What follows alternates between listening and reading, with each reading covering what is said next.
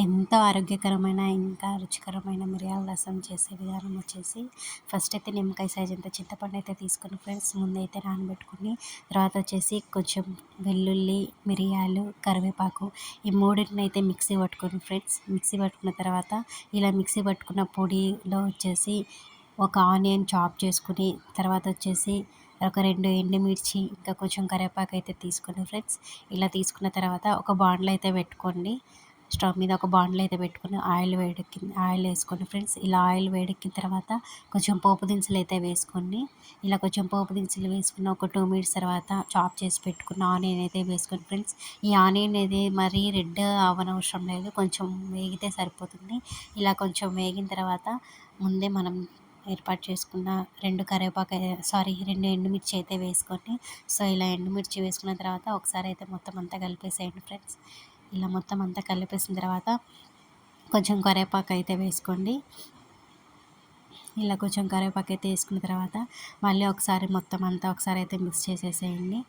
అది మగ్గేటప్పుడే మనం ఏంటంటే సిమ్లో పెట్టేస్తే సరిపోతుంది, లేదంటే కింద అడుగంటి మాడిపోతుంది ఫ్రెండ్స్. ఇలా కొంచెం ఒక 5 మినిట్స్ ఉన్న తర్వాత మొత్తం వేగిన తర్వాత ముందే మనం పొడి చేసి పెట్టుకున్న ఆ పొడిని అయితే వేసేయండి. వెల్లుల్లి మిరియాలు కరివేపాకు పొడి అయితే చేసుకున్నాం కదా, కొంచెం పొడిని పెట్టుకోండి పక్కన.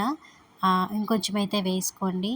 సో తర్వాత వచ్చేసి దానికి సరిపడా సాల్ట్ అయితే వేసుకోండి. సాల్ట్ వేసుకున్న తర్వాత ఒక సగం స్పూను పసుపు అయితే వేసుకోండి ఫ్రెండ్స్. సో ఈ మిరియాల రసం దగ్గుకి దగ్గు చేసినప్పుడు డైజెస్ట్ అవ్వడానికి చాలా అంటే చాలా హెల్ప్ఫుల్ అవుతుంది.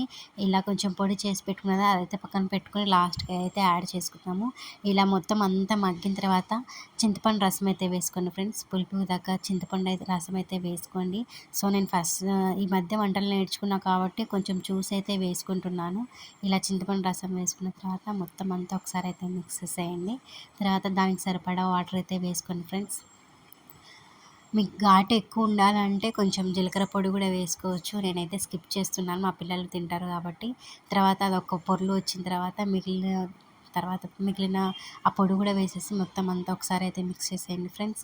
సో చలికాలంలో తిన్న దగ్గు జలుబుకి మిరియాల రసం ఇది చాలా బాగుంటుంది. చాలా అంటే చాలా, నేనైతే గ్లాస్లో వేసుకొని తాగుతాను. ఒక్కసారి అయితే ట్రై చేయండి. చాలా అంటే చాలా టేస్టీగా కొంచెం ఘాటుగా కొంచెం పుల్లగా ఉంటుంది.